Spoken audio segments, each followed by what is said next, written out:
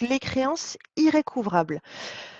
Ça arrive, on le sait, un client qui ne peut pas payer, on va pas laisser sa facture en impayé, on va la mettre en créance irrécouvrable. Donc, vous allez sur le compte client de votre client. Ici, donc une facture impayée, vous allez faire un clic droit sur la ligne à passer en irrécouvrable et vous avez ces petites actions là qui vous sont proposées. Donc, vous cliquez sur créance irrécouvrable, il vous demande confirmation, donc vous cliquez oui et cette ligne, on voit bien qu'elle est passée ici en créance irrécouvrable. Ça veut dire que cette facture ne figure plus ici en impayé, donc ne sera plus en rouge sur le compte client. Chose importante à savoir, si vous avez une comptabilité en BNC, le fait de passer cette facture en irrécouvrable, ça suffit pour vous, vous n'avez rien d'autre à faire.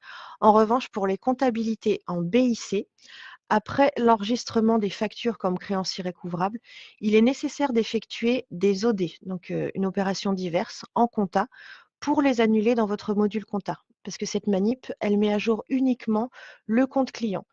Et ces OD vous seront fournis par le comptable. Le support Vetocom ne sera pas en mesure de vous les fournir. Donc bien penser à ça si vous êtes en BIC.